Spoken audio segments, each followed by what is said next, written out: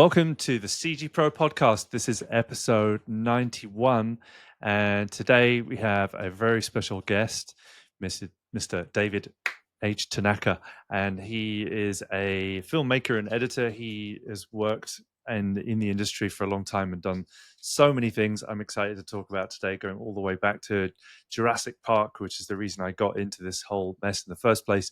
So thank you for that, David. David, welcome. It's a pleasure to have you here. It's a pleasure to be here. Thanks for having me.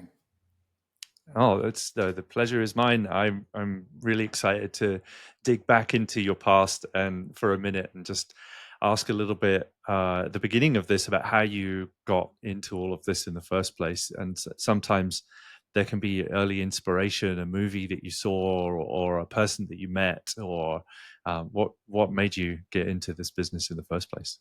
Yeah, I mean, you mentioned Jurassic Park. I think everyone in the filmmaking business has like a seminal moment with a particular movie. You know, the easiest answer for me to say is Star Wars, because Star Wars came out. Not that I want to date myself, but Star Wars came out when I was 11 years old. The first one, which is the fourth episode, but who's counting, right? So Yeah, 1977, and that was huge. But it wasn't only it wasn't just that. It was things leading up to it. It was Walt Disney's Robin Hood. It was Wizard of Oz. I always had a little penchant as a kid that I always needed to figure out how they did it. It wasn't enough to enjoy it. Because I enjoyed it, then it became like, okay, now tell me the recipe. You know, it's like eating a good meal, right? I mean, you get a yeah. good meal and it's just like, well, can you please give me the secret recipe to it so I can recreate it, so I can enjoy it again. So yeah, but definitely Star Wars. And I was a Bay Area kid, San Francisco Bay Area, and George Lucas moved up here to Marin County, which was across the Richmond San Rafael Bridge where I live. So it kind of became a reality. Like it's just over there. If it was Yeah. down in Hollywood, I don't know if I would have had that much inspiration to go for it. But just because it was across the water, it was just like, well, that people actually work there. So It makes it more real, I guess. I saw Jurassic Park, and that was the one for me. Even though Star Wars definitely contributed, but I was in England, and I was like a younger, no skills, no work visa, no massive ocean in between. It felt very, very far away for me. yeah, yeah. Well, so then what happened? So you saw the Oh, movies. You were close by. You were inspired. You started to find out a little bit about how the thing was made. well, I mean, back then there wasn't any social media. And there Yeah. wasn't any DVDs with supplemental material, nothing like that. So I think the closest thing that I could get to was a fan magazine. There was like an official Star Wars magazine. And as the story goes now, they were scrambling like crazy to get that stuff out, the toys and so forth, because they didn't know it was going to be so popular. But yeah, just going to the local bookstore and finding a magazine. And I think the magazine is what told me, oh, he's moving to Marin County to work on the next Star Wars movie. So that was intriguing to me. The other funny thing for it personally is my father was a program administrator at San Quentin prison, which is Wow. also Marin County, not as lush as Skywalker Ranch, but so he did that daily commute every day, and so Did you see I Johnny Cash? he did see Johnny Cash. Yeah, he was there when Johnny Cash was there, but that kind of gives you a glimpse of my parents as well. Both my parents are very kind of blue collar hard workers, so the notion of working for a movie company was we enjoyed movies, went to drive-ins and so forth, but it was always considered kind of a piece of enjoyment, not necessarily for as a career move. It's not a real job. So did you get Yeah. some stick for that? Did they was there a disappointment or anything resistant to that? I think it was hard at first for them to understand that. I have an older sister who was an economics major and a 4.0 student before she was, straight A's before she was even born.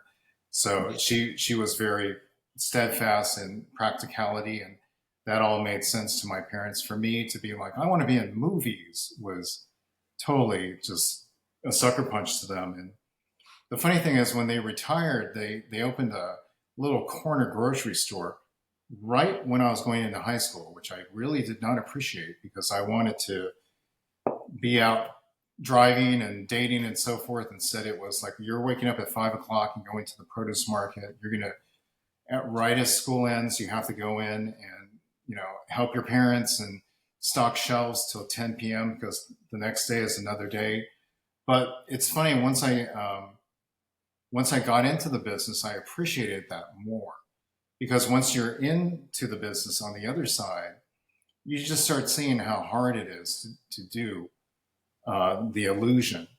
And I started, there's a certain point where it just clicked, where I just started to see parallels between what I learned and hated at my parents' store to especially being applicable to editing, categorizing things, labeling things, customer service, all those fundamentals suddenly kind of came into play. So Transferable skills from a convenience yes. store Yeah, it didn't owners. look so great on a resume though to Lucasfilm. Stock boy, bagger. Right. But no, but in all kidding aside, there was a moment when I was at ILM where I was just my dream was always to go into filmmaking as an editor, and here I am working as a production assistant and getting a shot to get into as an assistant editor at ILM. And I thought I had nothing to bring to this because I didn't understand the craft internally. But really, all those things came into play. How did you know that you wanted to be an editor specifically, that discipline? It was probably either between editing or animation.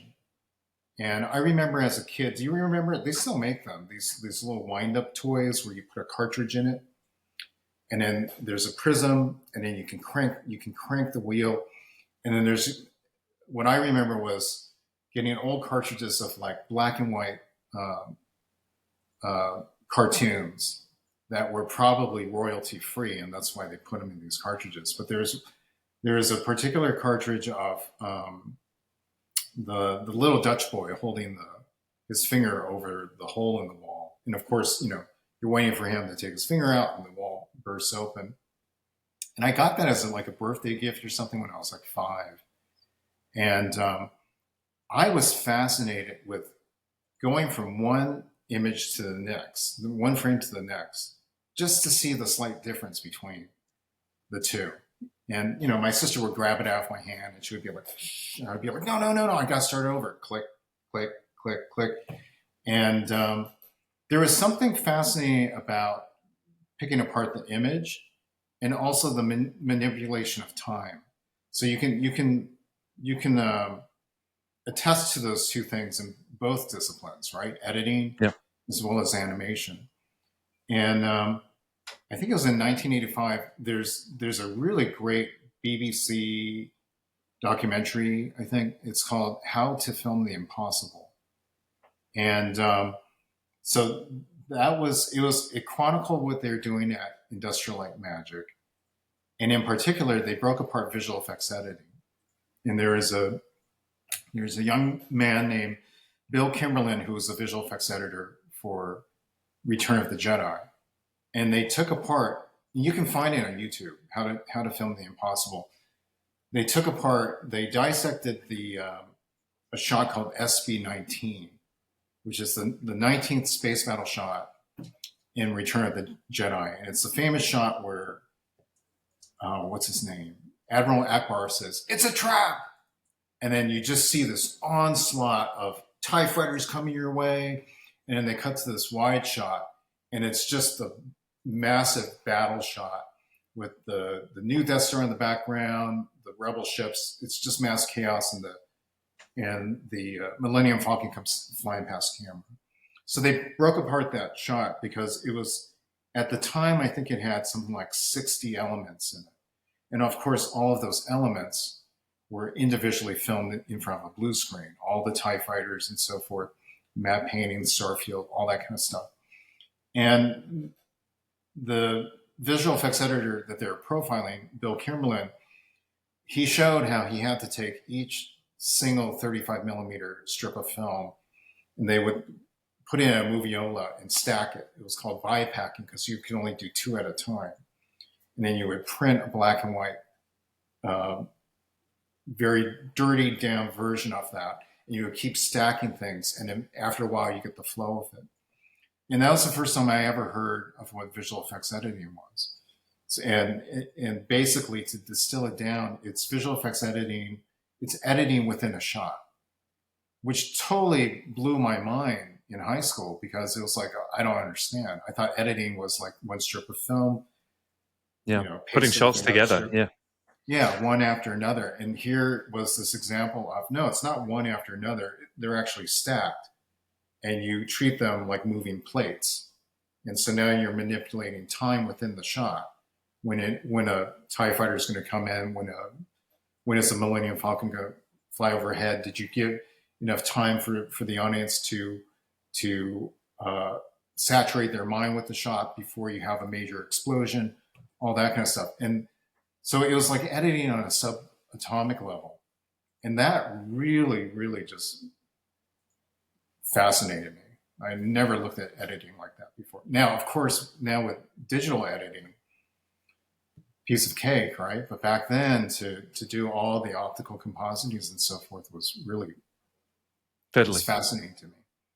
Yeah, yeah, it's complex and more high stakes because you make a mistake in using that kind of technology. It actually costs money to make every mistake, right? You have to printing things and you have to be careful with the decision making.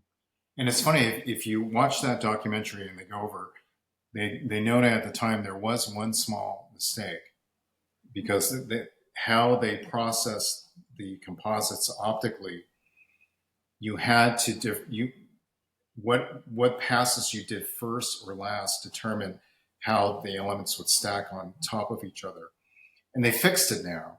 And if you look at the HD version of Return of the Jedi now, they fixed it. But I remember this as a kid too. The Millennium Falcon crosses in front of the camera, and it's going by so fast. But there's like 4 to 6 frames where you see these two tiny H's, and those two tiny H's are these TIE fighters that really were supposed to be held back behind it. And suddenly, just for 6 frames, a quarter of a second, the Millennium Falcon scale is totally blown out of proportion. It looks like a Star Destroyer. Right. And it made it into the movie. It made it into the movie. And I remember when we were working on the Star Wars special editions, that was definitely one of the ones that George wanted to. I bet he remembered it every day, waiting for the re-release. So what's the evolution of that art form been like over the years, visual effects editing? Well, it's interesting because I started at Industrial Light and Magic, I think in 1989. I was an intern. And I did pretty good. And they said, "You're doing great. We want to keep you." And I thought, okay, great. We're going along this path. And I think the internship was supposed to be for a semester, so 15 weeks. And at the end of the semester, they said, "We like you. We want to keep you." And I was just like, this is the dream, right? This is the way. And then I think I worked over the summer. And then at the end of the summer, I was like, "Okay, we're done." I was like, "What do you mean we're done? We're going to go on to the next step, aren't we?" No, that's it. So I actually left, which was a good thing because frankly, that's the nature of the filmmaking business. Yeah. Is you go from project to project and, the company goes from necessity to necessity. And along the way, you meet some really nice people. So I went away and I came back as a art department production assistant, which was a great place to start because it's the inception of conceptualizing and then going down the road and seeing the visual effects supervisors sit down with the art directors and figure out how do I start in my mind? How do we make this into a practical production, right? But my heart was always in film editing from back when I was a child and watching that documentary. So I served, I think, a year or two in the art department, and Right. I made a move to the editing department.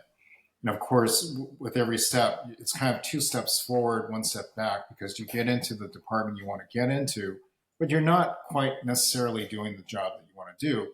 Nor was I qualified to be a bona fide visual effects editor from the beginning. So I was the editorial coordinator, which was, you know, the really fascinating editing aesthetic stuff, you know, of like collecting time cards and getting everyone's favorite brand muffin on Tuesdays, and you know, making Xeroxes and all that kind of stuff. So to go from that to becoming an assistant editor took maybe around 2 more years, and rightfully so. I mean, I needed that time to grow, and it's a collaborative effort, right? So you're building trust with your fellow department editors at the same time. And then eventually that assistant editor job became like, well, why don't we just give David this job, you know, as a visual effects editor, especially if the company is doing well, and at any given time at Industrial Light Magic, this was the case at Pixar as well, was there's got to be around 4 to 6 projects of varying sizes going on. Maybe you've got 3 major motion pictures, and then maybe you have some commercials, or you know, a handful of shots that you're doing. So when you're starting out, let's give David the show that has 4 to 6 shots in it, and then you just build from there. The funny thing about when it came to the Star Wars special editions was at the time in editorial, no one wanted to work on them, because you're talking to you're you have to understand that by the time we worked on like the Star Wars special edition, the first one, it was supposed to be all of 12 shots. I think the Mm. main thing that George wanted to do was he really wanted to put in that lost scene of Jabba the Hutt. So it was very contained, and he wanted to change the Scottish actor to a computer graphic character, and that had everything to do with Jurassic Park could prove that you did that, right? Yeah. So we were working on the special edition, I think, for 2 years, um, from yeah, 94 to 94, 95 to 97. And that's Wow. maybe like a year or two after Jurassic Park came out. So George saw the potential of, yeah, I can kind of add things that I couldn't do before. But the interesting thing from editorial was we just got done with Jurassic Park. We just got done with Forrest Gump. Death Becomes Her. We won an Academy Award for Death Becomes Her. So there are all these exciting new computer graphic projects to go on to. And I was the person in editorial who was just like, I'll work on Star Wars. I mean, that's, you know, personally, secretively to myself, that's what got me into this thing to begin with. So Yeah. what Childhood could be dream. better than going through boxes of negative looking for a star field and identifying it, you know, over 3 weeks' time? Wow. Yeah. So it was 2 years. That's a long time for a short change of It a was 2 years, and if I animation. recall correctly, it was maybe around a dozen shots when we started, and when we finished, it was 120 plus shots. So Okay. it just became kind of this, you know, there's something to be said about be careful what you wish for too, which a lot of the Star Wars fans have mentioned over the years, where maybe George went a little too far.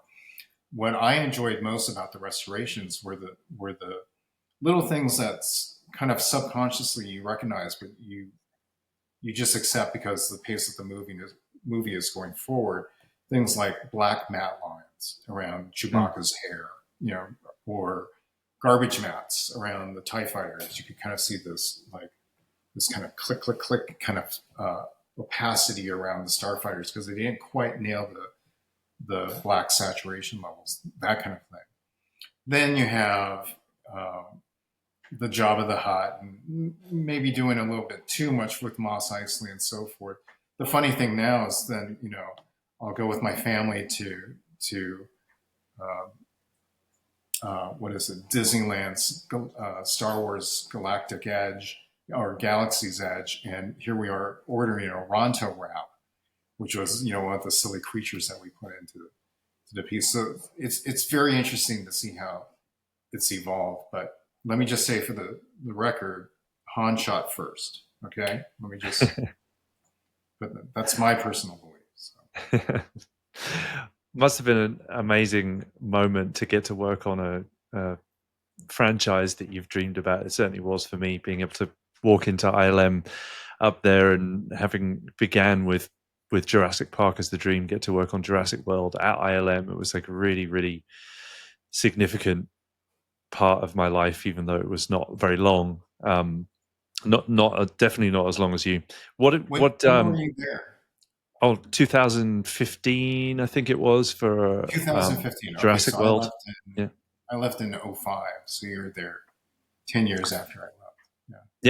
Yeah. But exciting time, right? Very. I mean, it was the rejuvenation of the Star Wars saga and so forth. When the other part of it is George wanted to do the special editions. I think this is my own personal belief because he was priming himself into getting back into the director's chair. So he was, everyone was saying, when are you going to do the next Star Wars trilogy? And, he was talking for years about doing the prequels and so forth.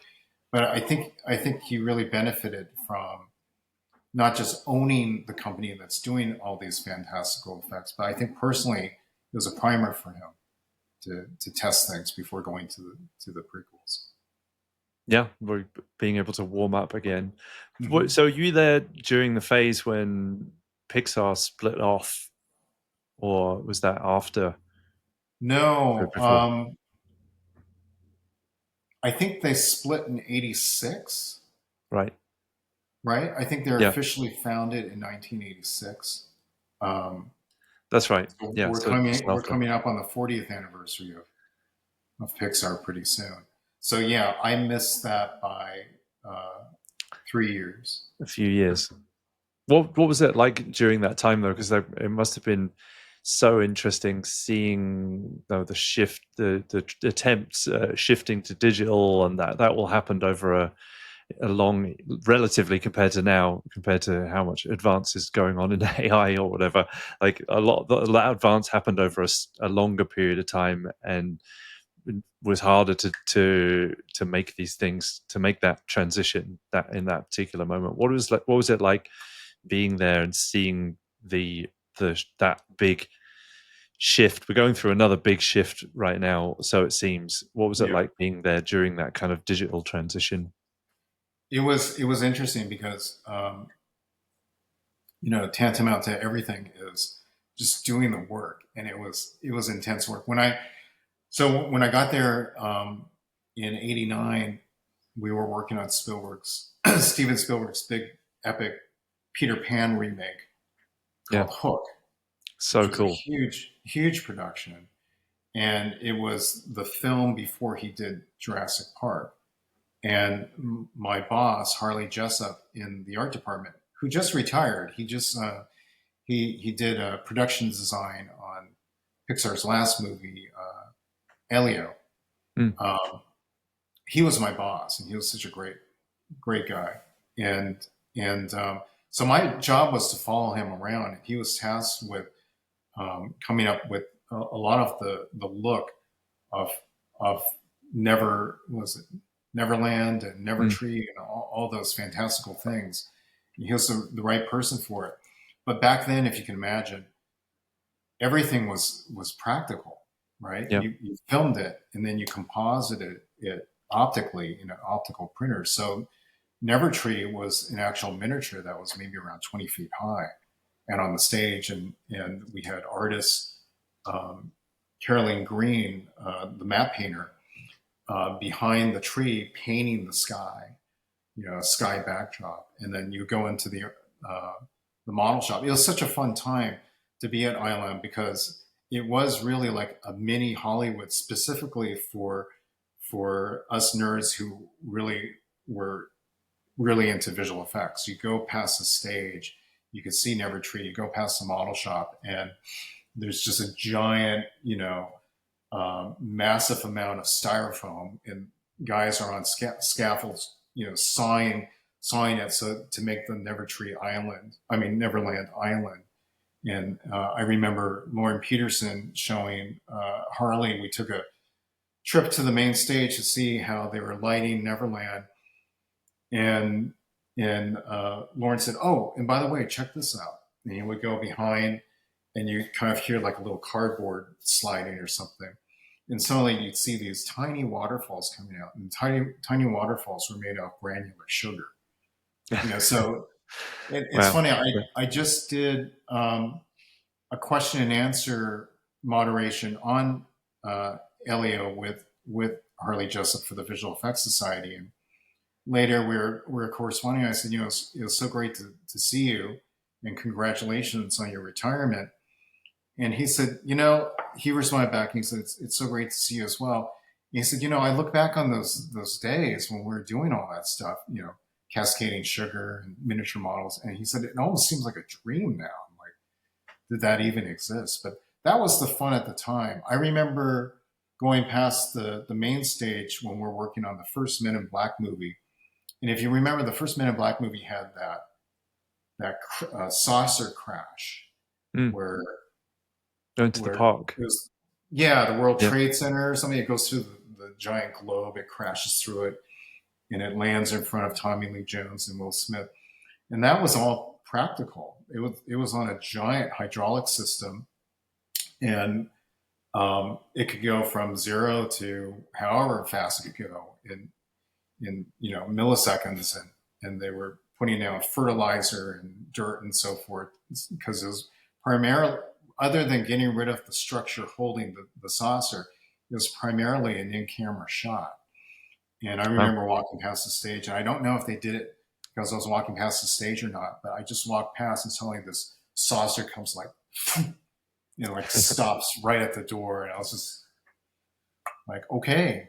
But that was the fun of it, and I talked to a lot of fellow colleagues from back in the day, and that's kind of what they miss, right? Because now largely it's been replaced with a lot of cubicles, Mm. people just kind of doing what we're doing right now, Yeah. but kind of head down doing their craft. And then beyond that, it's not even cubicles in the same spot, right? Now Now, you're having, since COVID, yeah, everybody's at home pretty since much. COVID, I mean, it literally took kind of a virus to kind of open up the studio to say like, okay, well, let's see how much we could do with this secure remote type of work. And then at the same time, they can capitalize on less overhead, and also the globality of it makes it a 24/7 business, right? Yeah, access to different talent pools and different economics. Yeah, it's Right. getting into virtual production personally, being able to be a VFX guy going on set, whereas normally you just get the VFX soup going on set. We managed to get a whole team of us CG people on set, and that felt more like that, where we were all more connected and we were together and people were Yeah. trying things out, and it felt like a sort of renaissance almost of effects. Just being able to be in the same space was very, very cool. But yeah, so tell me about what it was like for the community going through that transition. So I'm interested because I think a lot of people Well, feel like it yeah. now we're being pushed through this, and it hasn't really hit yet, the whole kind of AI adoption of AI at the Right. high end of VFX, although everyone's looking into it. But the threatening almost of it being something that's going to change everything. I'm interested in the parallels to the past, if there are any. Even what was it like, going through that time where digital was being taken on? I've heard people say that people felt very upset by that moment. Yeah, it was definitely an interesting time, and I'm glad I was there. I feel really fortunate that I went from Hook to Jurassic Park. Mm. Between those two Spielberg movies, everything changed, right? And I remember we would have meetings at Industrial Light Magic that everything's about to change. You know, it was a foregone conclusion that computers were going to replace a lot of traditional ways of doing things, including editorial, which I think was your initial question, was how much has visual effects editing changed over the Yeah. time. That's actually something that, to be perfectly honest, I could kind of capitalize on. Was I was in such a position of being a junior assistant editor and not a senior visual effects editor, that I had opportunities to look into digital editing, whereas a lot of the senior editors were head down working with film. We had a commercial division, and the commercial division was where the new toys were, right? Which often is the case, right? I mean, used to be movies and television. Television at the time was video, and then how good can video match motion pictures? Motion pictures kind of looked at television as like, oh, you guys are small potatoes. You know, keep doing what you're doing, but you know, we're on 35 millimeter film. It was only over time that that was going to change. So that's kind of a little parallel with right now too. Like you can sense it's going to change, and you can also sense like what does that mean on the boots, you know, on the ground. What does that mean for actual people performing actual jobs? So back then I jumped at the opportunity to learn the Avid Media Composer, which is a digital nonlinear editing system. And at the time I think it cost like, you know, quarter to $500,000 to have the souped up version. And commercials would invest in that, and they could justify it because commercials for what you're producing make a lot of money in post production. So they could invest in it. I had time to um, go in and experiment on the system. I would wake up at 4 a.m. in the morning to go in so I could, you know, wrestle with the system, not really getting much instruction, and just figuring out what it was. Because I could sense that this is going to spill over into motion picture visual effects. And when it did, I was kind of ready for that. Some editors weren't, and they're trying to learn it along the way. So I definitely benefited from that.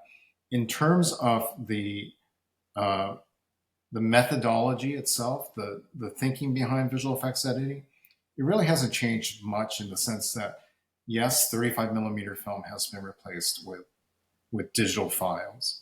So the medium has changed, but eye to screen, eye to monitor, you're still slipping and sliding plates and trying to get that timing right, and then suggesting that, sitting down with a visual effects supervisor and turning it into making it a blueprint for the pacing of the visual effects shot or the composition of the visual effects shot. The other big change on my landscape, though, is which visual effects editor actually does it. It used to be that ship all the material to Industrial Light Magic, have them slip and slide things, make proposals, and therefore you're shaping the cut of a particular visual effects sequence, and then ship it back to the director, and then give him a couple of options to see which one he chooses. The difference now is not only, hey, why don't we just have a visual effects editor in the cutting room side, the client end, but our editor should just have enough chops, or his or her team should have enough chops to do visual effects editing before the cut is delivered to a visual effects house. So I guess the main difference for me is it's, in a sense, it's become less creative and more pharmaceutical if you're a visual effects editor at a visual effects house. And I left Industrial Light Magic in 2005. I went to Pixar for 10 years. Then I went into freelance, and then a job presented itself at Tippett Studio as a visual effects editor. So I actually went back there for 3 years because a lot of visual effects editors were telling me how much it has changed. It hasn't really changed. What has changed is kind of the pipeline, who actually touches it, and so forth. That's really interesting. Yeah. And somebody's in the audience, the live audience that we have, has asked a Yeah. question, and it is, what was the first editing computer that you used, and on what film? The first editing computer I used, I think, was the EditDroid. And that was kind of a precursor to the Avid Media Composer. And it was nonlinear. But the funny thing about the EditDroid was nonlinear editing is based on taking a bunch of digital uh, files, individual pieces of footage, having them on a hard drive, and then you could, in nonlinear fashion, place them on a timeline, and the computer will be one step ahead of you and will show you a cut sequence the way you performed it, the way you laid it out on a timeline. EditDroid, if you can imagine, EditDroid was the same principle. It's kind of the same thing. It's the same principle, but it was one step back. So every piece of footage had to be translated to, I think it was Laserdisc was the fastest device at the time. So you would have an array of like 20 Laserdisc Wow. um, decks, and then you would cut, and then it would perform it. But it's almost like comparing a dial telephone to an operator, your old style operator, where she's taking cables and plugging them Mm. into different ports. That's what the EditDroid was doing. But again, it was one of those things like at some point someone's going to figure out how to do this with software Yeah. and eliminate the need for Laserdisc. Right. That was the next step. I didn't know that. I didn't know that it was a whole bunch of laser Yeah. discs running, and like, because that was the fastest access digital medium at the time, I guess. But you had to So have one per if you can shot. imagine that, you had a whole stage where first you had to transfer the material Yeah. onto Laserdisc, Burn it which onto took the disc. Yeah. days and money. And it was the same thing with digital visual effects. On Phantom Menace, we would receive the background footage or the VistaVision footage, the performances against blue screen on film. It would have to be telecined by the editors over at Lucasfilm.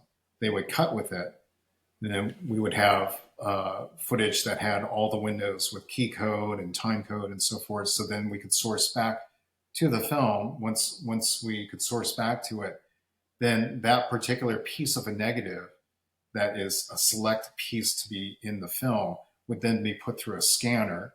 We would have to wait, a day for the scans to be done. They weren't as fast back then. And then we would finally get it as a digital file. So, as you can imagine that, like, someone like George Lucas must have just been like, can we just eliminate this process and just have the camera, if we can just get that HD quality, that filmic quality, then we have it. Then you don't have all this transference of film to pixels, grain to Yeah. pixels. But so that was the other thing with Phantom Menace and Attack of the Clones. That's when that transition happened. Phantom Menace was all shot on film and then scanned and digitally transferred. Attack of the Clones was the big move to all HD cameras, so that you totally miss that intermediary step. And as a producer, you can well imagine how expensive that step was and how much money they would save to kind of sidestep that. Yeah. People have always been looking for efficiency, but also increased capacity or the ability to do things you couldn't do before. And we're flying into this next version of that. I want to talk about the future for a minute, but before I do, you've done some really cool stuff. When I was looking into your background at Pixar, I know that you worked on a lot of different things through that phase. But it seems like you spent quite a long time in the music and live cinema Yeah, space. I wanted to ask yeah, you what that was like. that was probably the best experience I had at Pixar. My niche at Pixar, and the reason why I did it was I was at Industrial Light and Magic for 15 years, so like 89 to roughly '05, and then I was at Pixar for the next 10 years, and I I kind of forced myself to make a change, kind of in parallel with how the technology or the companies were going. I was at ILM during the traditional to digital kind of revolution. They were about to leave for the Presidio. And frankly, there's a little bit of nostalgia where I love the old Industrial Light Magic in San Rafael. I knew the campus, the Yeah. operations of the whole thing was going to change, with the craft was changing, right?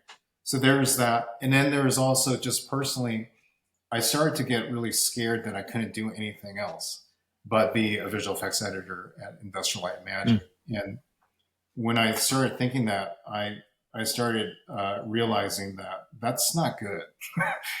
Just health wise, just independently, that's not good. So Pixar came with an opportunity to fulfill a role, frankly, that none of the other editors wanted, which was to be the liaison trailer editor with Disney, going back and forth over the trailer edits, Yep. and to post supervise their international translations. So anything you see in a Pixar movie, Toy Story 2, if they flip the sign around at Al's Big Barn Toys and it says close, because it's an entirely virtual animated movie, we would go back in and we would change that close sign into, I think it was like 16 different languages around the world.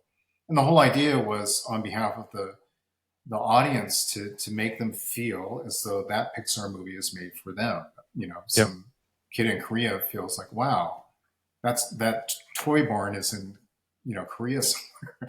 Someone But, cares. Yeah. long story short, I was doing that, and a very good friend of mine, Bryce Parker, who is a visual effects producer, a very successful one in his own right. He visual effects produced the last Dune Part 1 and Part 2. So he's Cool. done very well and is in Los Angeles. At the time, he was a manager at Pixar, and we shared an interest. So we both came from ILM. We were friends at ILM. We both migrated to Pixar, and we both shared a common interest in motion picture soundtracks, as do many filmmakers, and I think a lot of filmmakers in visual effects too. John Williams, James Horner, and so forth.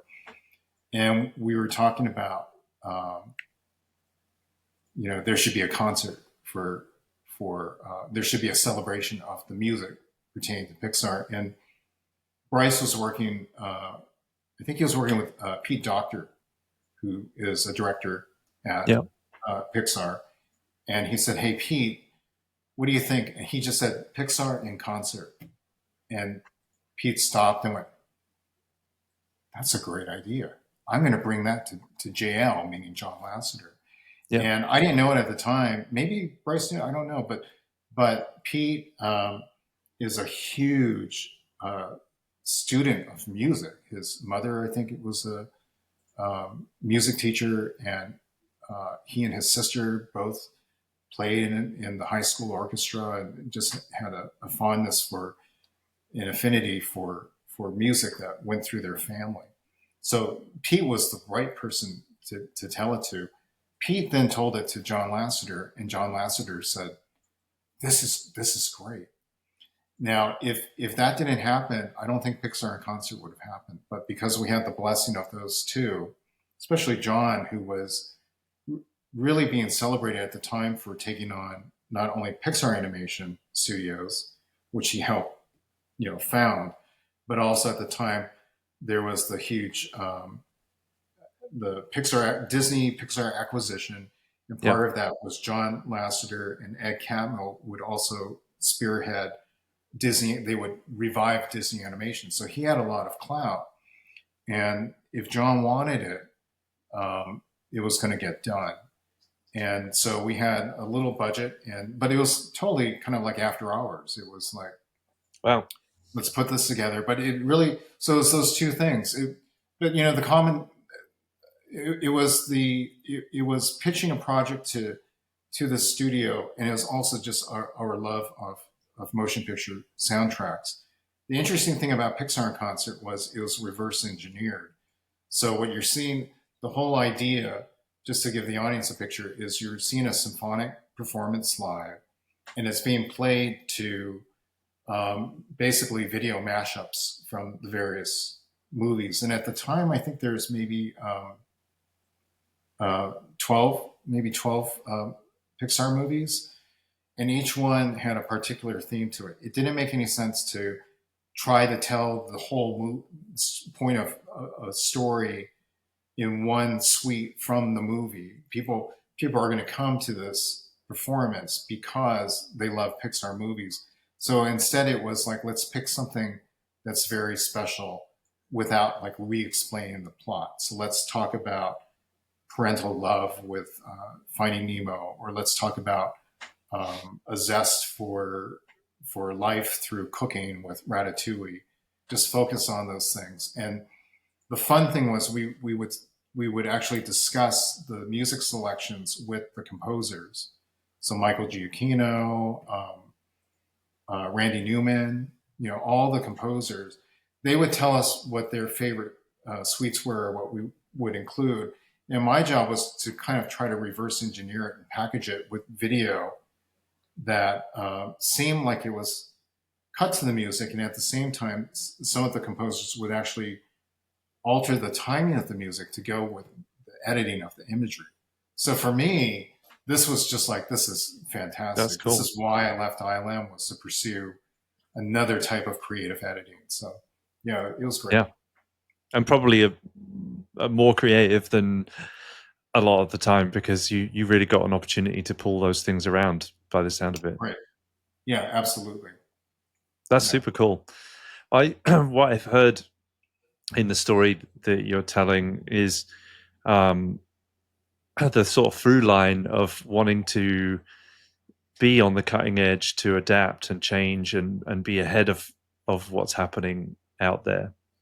Is that fair to say that you've kind of always had that eye on what's going on and wanting to be part of the change, rather than? I think it's fair to say, but it's always been kind of a posthumous thought when I look back at it, because what's always fueled me is there's got to be a creative offshoot to what I'm doing, which is kind of an eye roller to people listening to it, because it's like, you got into ILM, why, that's cool. You got into Pixar, that's cool. But what I always tell, especially filmmaking students, was like, did you enjoy your high school? Well, yes. Well, how long was high school? 4 years. Do you want it to be 15 years? Well, no, I'm ready to move on. And that's what I always felt, was like, there was always this personal objective that I have to move forward. And kind of running in parallel with that was the state of technology, but also the state of, I don't know, maybe entertainment or the entertainment industry, because I finally left Pixar after 10 years.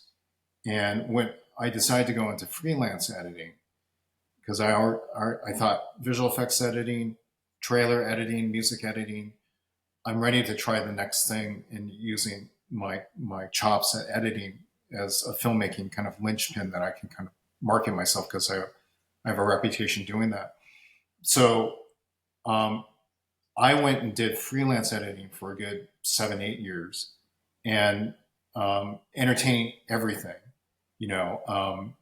corporate documentaries, the driest of the driest, cosmetic editing commercials, or an independent movie, which was very creative. Great thing about corporate contracts is they pay very well. Yeah. Great thing about, but it's very dry.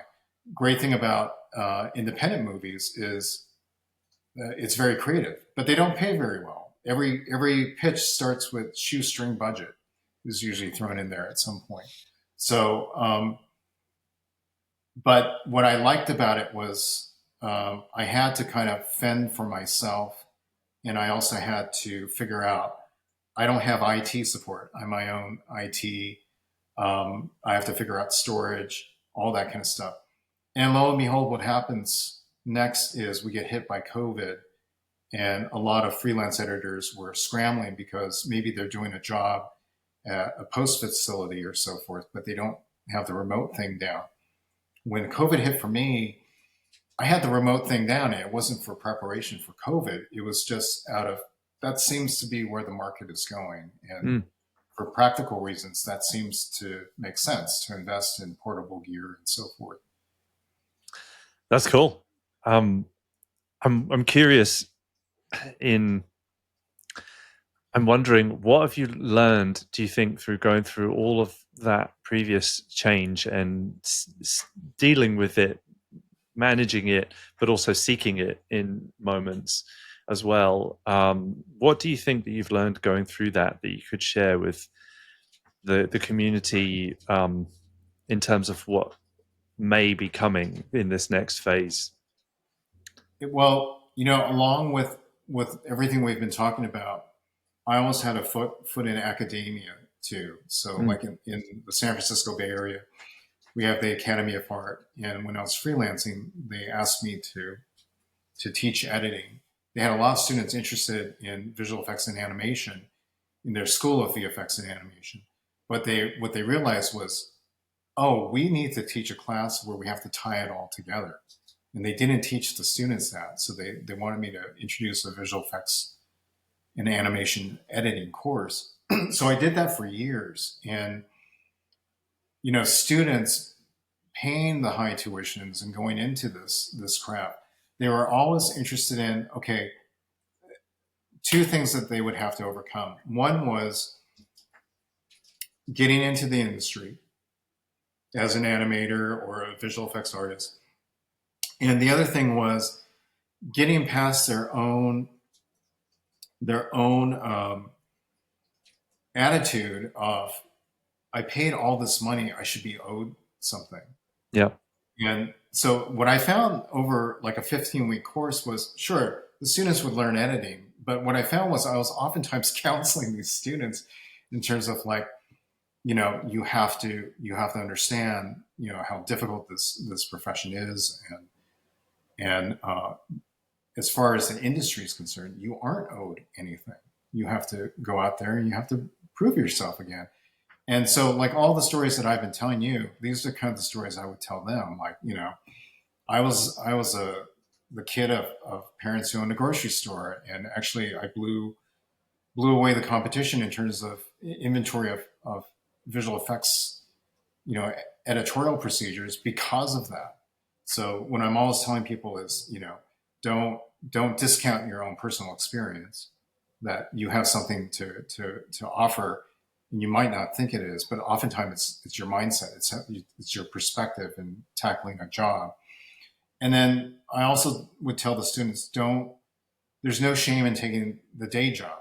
So along with that, be the barista at Starbucks, be the cashier at Walgreens and so forth in one way or another, and then also be the impassioned filmmaker that you worked that 8 hour job and now you're going home and you're staying up till 2 a.m. or 3 a.m. to edit a short film that you did or do a storyboard or something. For me, I think through what we've been talking about through my path, I'm always ping ponging off of myself. Like, is this really what you wanted to do? Is this what you really wanted to do in filmmaking? Have you had enough of this?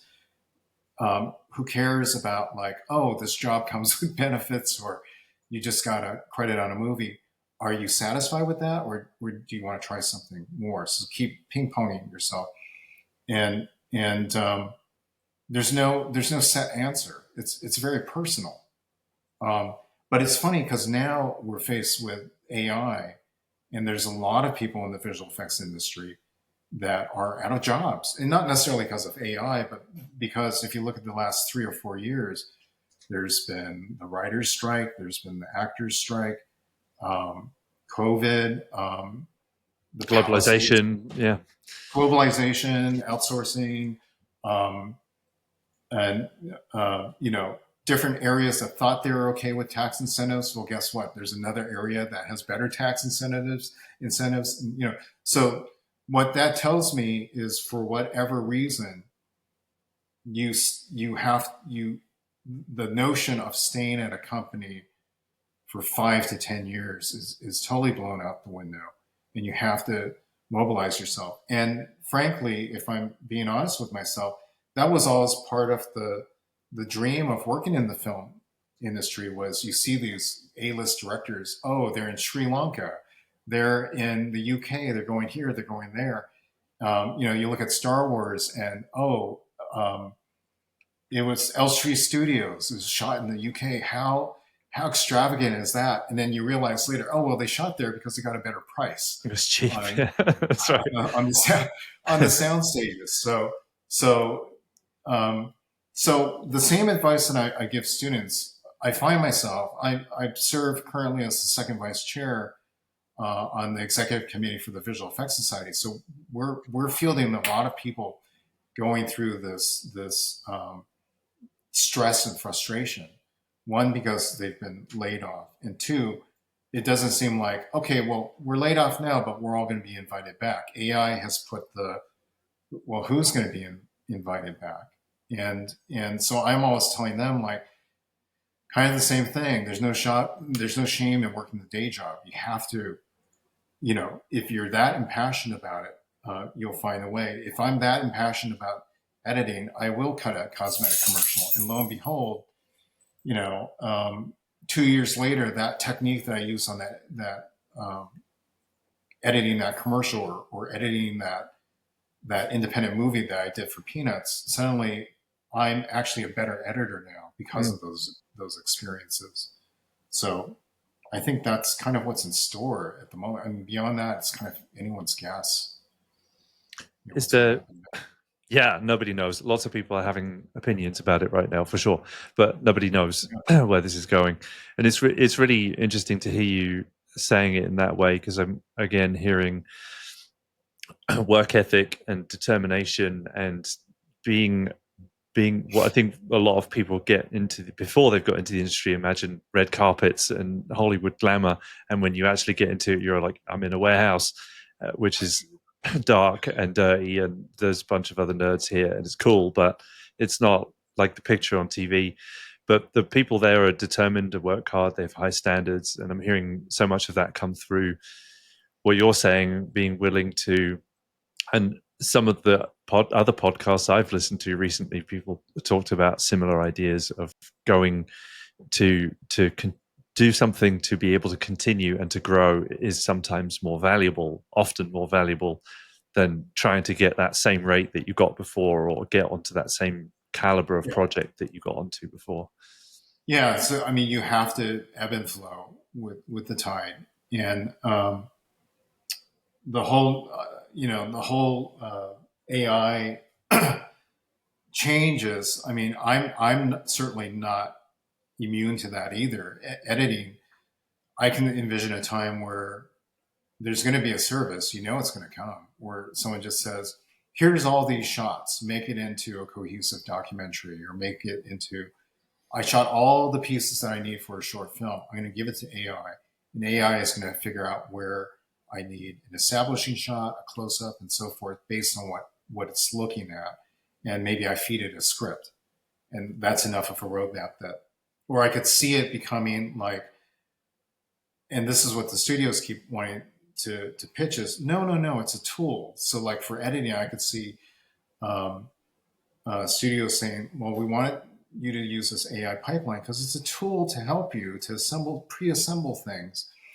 There is some argument, I guess, to be made. Like there's a lot of editors who have first assistant editors who may pre-assemble something, or associate editors to pre-assemble something. But of course, the concern is the personableness, the transference of what the person creatively is going to execute. AI poses this threat that creatively we can figure it out for you. But what I found also through the years is every time there's been an automated system, it's always been a Wizard of Oz kind of scenario where there's a person behind the curtain making it look great. There was a time where I was telling you about the telecine footage with the key code numbers, and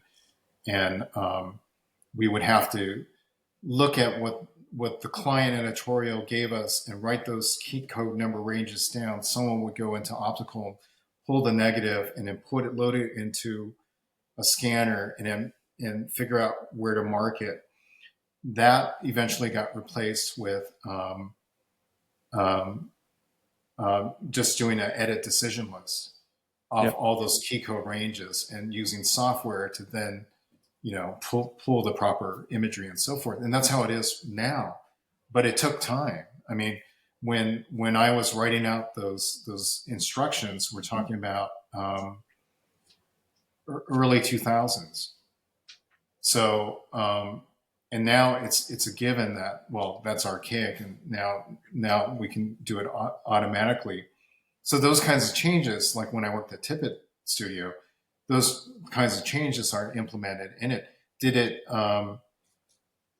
lessen my work in supervising it? Not at all. If anything, I think visual effects was such a uh, kind of a side market, a supporting market. Now, one could argue it's its own genre now. So I think I think volume plays a big part of it, and I think the big scare of being replaced, instantly replaced, is my experience has been like, no, it's going to take some time, and hopefully with that time comes the evolution of your job and what you want to do next and so forth.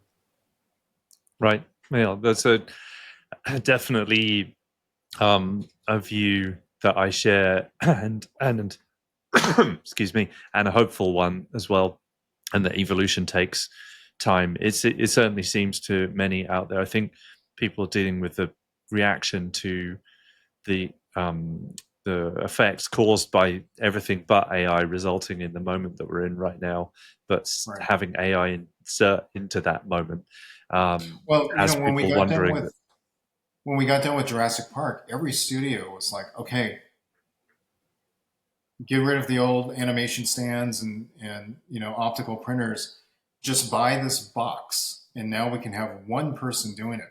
Well, they bought the boxes, but then they realized, oh, we actually may need more people to do it. Yeah.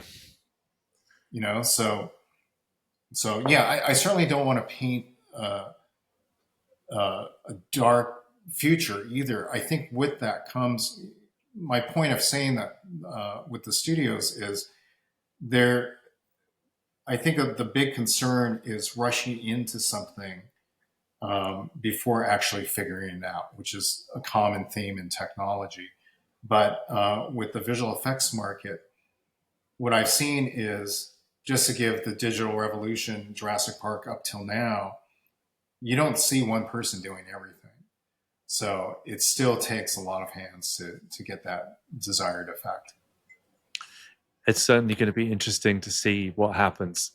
Um, and I'm curious what you hope for it to deliver. What would you hope that AI helps us with? AI in particular. I would love to. I hope that it actually remains a piece of a tool. It's part of it's part of a creative artist's arsenal to employ. I mean, already you could say my cutting on digital nonlinear actually benefits me in being a better editor because it's so instantaneous, right? Whereas before, you would have to cut and splice film and so forth. There are editors who would argue with me though, because in treating like film, traditional film, cutting on traditional film, to actually splice your film and splice it with something else, you put a lot of thought into that. Yep. Whereas with digital nonlinear editing, what I find myself doing is convincing myself that an edit works because I can loop that edit over 100 times and just watch it to the point where the cut is dictating to me how good it flows. But it flows because I've seen it a gazillion times. But so I often walk away from my computer and go walk the dog or something, come back 3 hours later and say like, oh, that's not working good. But there's always going to be, I think, the diamonds in the rough that show in terms of that is really good, because it's so surrounded by programs and automation that are going to do what they think people expect. So I think there's always going to be a market for that breakout, in this case, visual effect sequence or visual effect shot, where it's going to stand out. It's going to stand out because there's been actual human creative input put into it. It seems like with I used to be a software engineer before I got into visual effects 20 years ago, and when I was doing it, I realized that somebody or some people needed to know all the code and where it was, and that's still the case. They had to understand what is described there, and in your edit, it's maybe not so different. In an edit, the construction and the shape of all the shots and how they fit together, and that structure deeply, whereas somebody watching it doesn't. And it because you've lived with it, you've studied it, and you've been involved in creating it, it, and you can use your taste and the taste of the director to make it be something, which is a very iterative process. And people never understand how much time goes into it appearing what looks like it's obvious at the end, but it's been so many things on the way to that. One of my favorite techniques in editing is when you're joining two disparate shots together. I'm not talking about like someone's talking and you cut to the other person talking, but yeah, kind of in montage form. I guess it's montage, which is there's just something in one shot to the next. It could be a color, it could be a twig on the sidewalk, but there's just something that relates to the other piece of film. And the same applies to sound too. Walter Murch does this all the time, where there's just something that, as a human, that makes that cut make sense. It could be a blink going to a movement of a car door shutting or something, and somehow, some way, you've communicated that to the audience, the viewer, and they get it. It flows, but they don't necessarily know why. But at the same time, they don't need to know why, because they appreciate that shared kind of that shared understanding that you guys, between editor and image presented and viewer taking it in. And if you go back, that's the other funny thing with entertainment today. There's so many venues where you can go back and you can pick apart things to figure out why something has worked. But again, just to coin the phrase, reverse engineering, that's kind of what the editor is doing. We're trying to reverse engineer what works before someone else sees it, and subconsciously, somehow that cut, works. Does that make sense? Yeah. Okay. Yeah. I explained that to some people, and there you could kind of see the eyes wandering a bit. Not that's not the case here, but I just want to make sure I explain succinctly, I guess, what I was talking about. I think no one's ever going to know it as deeply as a person that does it all day long. But hearing you explain it, I can understand. And I've always had that fascination with editing myself. Whilst I've edited things, I do it more now than ever, making things for this channel. But I've always had that real respect for editing because I love watching a great edit. But I've never been that person professionally. Someone sitting there day in, day out with all of the material and understanding what it takes to have that kind of patience. You mentioned animation, which also requires a tremendous amount of patience and concentration and care and thought. What do you think are some of the qualities that make a good editor?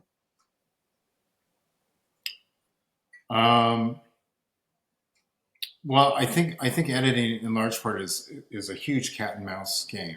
And I think music composers, and maybe this is why I love music composition so much too.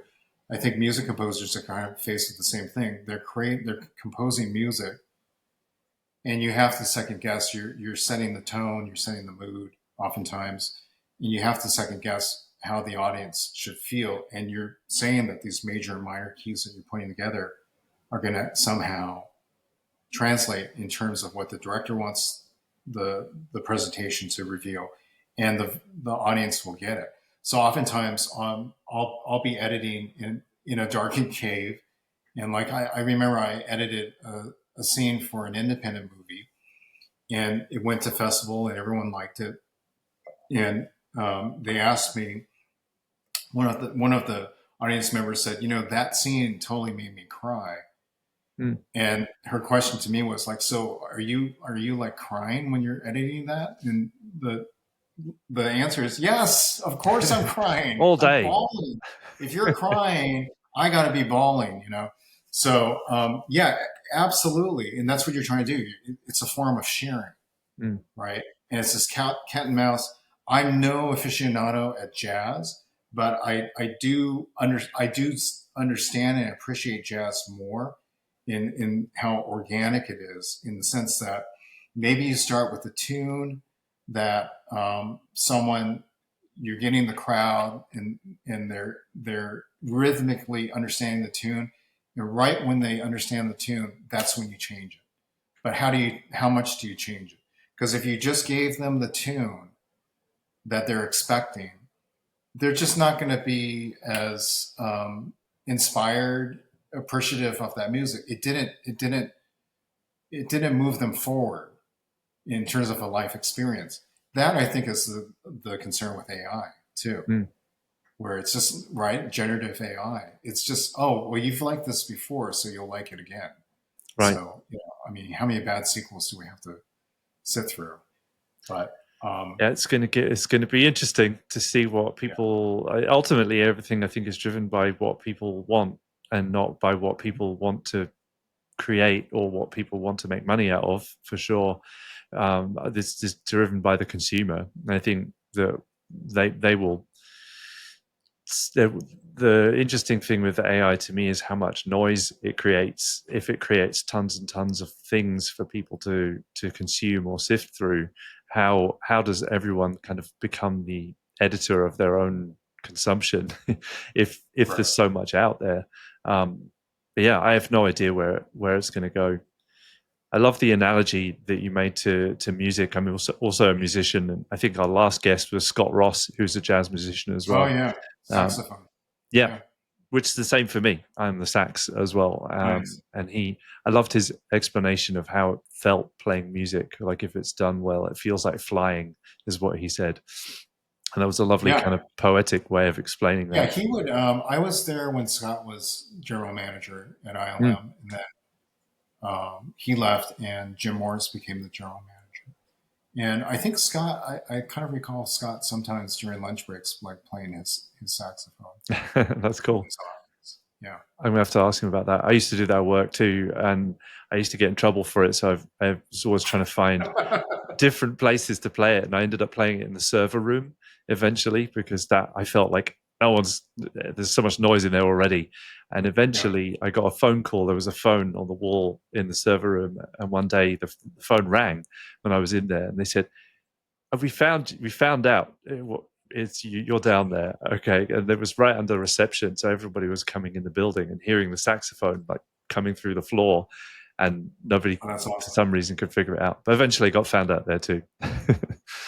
Well, there is a lot of editors are musicians, and Mm, it makes perfect sense, right? mm. You're playing with pacing and expectations, rhythm, and Dynamics, so forth. Yeah, yeah, yeah. So that's my like background is piano. I haven't played for years, but oftentimes I do feel, and I tell this with students too. If you look at a timeline, a nonlinear timeline, it's like a music composition sheet. mm, You look at all the how long or short the clips are. You can just look at a timeline. You can say, "Oh, that's an action sequence. That's staccato," or this is a long, drawn out, dramatic scene or something. And yeah, there's a lot of similarities between music and editing. is there a moment in editing where you kind of pull back and look at it visually in that way to like gauge the Totally, feeling, right? absolutely. And I think back in the day, a lot of editors would end the day with how big their spool of film was in Mm, terms of how much they got done with their with their work. But I think Marsha Lucas said this, and I'm a subscriber of this too, which gets me in a lot of trouble at home. But um, she would never end the day in between, like halfway done with an edit. It's like, it's like a writer. You have to complete that thought before you can go to bed. That's the last thing that you want to do is say like, oh, I'll remember that tomorrow. Well, maybe you won't. Maybe you won't. At least get it done and then wake up in the morning and then look at it and say like, oh God, what was I thinking? This is terrible. Or if it resonates with you, then okay, great. You did the right thing. I have two good friends who are stop motion animators by trade and went into computer graphic animation. Tom Sanamon and Randy Dutra. Tom Sanamon stop motion animated like the bicycles in ET. Wow. And Randy Dutra went on to get a nomination for CG supervisor for Lost World, Jurassic Park Lost World. Both traditionally trained in stop motion animation. And I remember Tommy telling me one day, one of the hardest things about stop motion animation. I said, what? He said, using the bathroom. Because I know what that means. Now you have to take this break and you're already at a glacial pace trying to figure out motion that is going to play, in real time at a smooth pace, but you're doing it incrementally. And it's taking you like 10 minutes each time to move something. And now, what happens if you have to use the restroom and you have to somehow keep that motivation. It's really hard. Yeah, you get so in the zone with making something like a piece of software or an animation or something that requires you to get so deep into it that you can feel it. You're in it. You're not, everything else in the world is tuned out and dialed away. You're living that thing, and to break away from that is it's very hard to get back into it again. I think even to go to the bathroom. So yeah, a lot of the time. The other thing, with the new technology, the new technology, but it's nonlinear editing. It's been around for decades now. But with nonlinear editing, the other thing that I'm often doing is, for practical reasons as well as just mindset reasons, is I'm constantly duplicating my cuts. So, if in my head I'm like, this works, this edit works, but I'm going to try something different. Just duplicate it. I don't care if I'm duplicating the same sequence 5 times in 5 minutes. Just duplicate it, because you never know. That's a huge benefit of nonlinear editing, is that capability of doing it. Experimentation and being able to this. Yeah, one of the things I love about computers in the ability to try things. Sometimes you could be in other practical or other ways of doing things. You can want to try something but not be able to afford to try it. And also in CG, I've one of my first mentors, who was a recent guest as well, recently made a beautiful AI short film that he tried to make in CG, and even in CG was so exquisite and complex that he didn't have the time. He was working full time, didn't have the time to make it in Houdini. Started to try, but because of AI, was actually able to give that thing to the world, and it never probably would have appeared otherwise. And so, therefore, it became a useful tool for him to convey what he wanted to, what was in his head for years. Yeah, that's right. Yeah, the best advice I got from John Lasseter when I was at Pixar, because I worked on trailers and marketing material and so forth, I was often tasked with doing presentation reels, and John Lasseter was up for some automotive award because of Cars 3 coming out. And we had a tight deadline, and we showed him what we had, and it wasn't quite coming together, and it was kind of piecemeal together from all types of marketing material involving the whole Cars franchise. And I proposed something, and I said, but I don't know if it's going to work, John. I'm going to try to make this work, but I don't know. And he leaned over and he said, David, just try it. But, just try. And it was like this real kind of like parental fatherly kind of advice, and it really just put me at ease because it was like, okay, we're all in the same boat. It's not like do this and either it works or you failed. Right. But he's right. So oftentimes when I get faced with that, this is all about work experience now. When I get faced with that, oftentimes I'll remember that moment where it's just like, just try it. There's no guillotine, that's waiting. Just try it because you don't know. And to his credit, much of Pixar's success is because of that too. Let's try making a feature film out of computer graphic animation. Let's just see what happens. It's been 10 years continuing to try, and yeah, it takes a lot of faith and a well-funded patron to sometimes see those things through. But Absolutely. yeah, they can take a long time. I want to continue this. I hope you'll come back at some point because I have so many more things that I would love to talk through. But it's been a real pleasure getting to speak with you today. Um, is there anything else that you'd like to share with the audience? Any things that you'd like to share with them? Any places they can follow you or things like that? Not in particular. I on the side, my wife and I have created. This is during the COVID epidemic. You know, so many parents were having problems. Suddenly, their elementary school kids were faced with learning over Zoom, Mm. which was just a total nightmare. And my wife and I started uh, an organization called Cinema Abilities for young adults with special needs. So we teach filmmaking classes about that. And I could also, let's say, I do have a website with a password attached to it. Maybe I could slip you guys that somehow. Yeah. Or people are more than welcome to try to contact me on Facebook or LinkedIn, and I'll be sure to reply. I'm bigger. I check Facebook regularly, LinkedIn kind of sporadically, but by all means, what I found over the years too is it really is important to share. When you get into this business, it's all about competition and elbowing and in there with the sharks and so forth. But having been in it for 30 years, it's interesting. Like I told you, I've done academic teaching on the side, I've done freelance and so forth. A lot of my freelance jobs in recent years, I'll work for a VR company, or I'll work for a theme park vendor, or so forth, and I'll get the job. And part of it is through reputation, but once I get to learn my client, the question will always come up like, so how exactly did you get in touch with me? And the answer is like, oh, so this person, her husband was in your class and took your editing class and really appreciated it.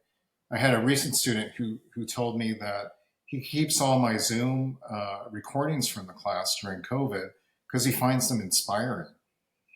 Who Cool. would have thought? But it takes me back to that old BBC documentary with Bill Kimberlin. Bill Kimberlin became my boss, by the way, Wow. and but you never know what's going to inspire someone, and you never know how that sharing is going to actually pay off for you as well. So it's all symbiotic. You're paying it forwards today by sharing the things you have, and we have no idea who is listening, except for the few people that I know are. But I love the spirit that you bring to this, and thank you for the share. I definitely want to know more about cinema abilities. Being a parent that's shepherded to special needs kids through COVID, I'm certainly fascinated by that personally. But yeah, really, really, I can tell that you care a lot about sharing the wisdom that you've gained and the connection that builds. Thank you for doing more of that today. Thank you. Thank you. This has been wonderful. Thanks for having me. Really appreciate it. Thank you for being here, and Thank you so much to our studio audience as well for being here. We had one more question. Can I ask you this one last question? Yeah, go Somebody, ahead. I realized I didn't ask that one. Somebody said, did Pixar in concert start the movement of film scores in concerts, into concerts? You know, I worked on the ET restoration when I was at Industrial Light and Magic, and Spielberg, and I got that job.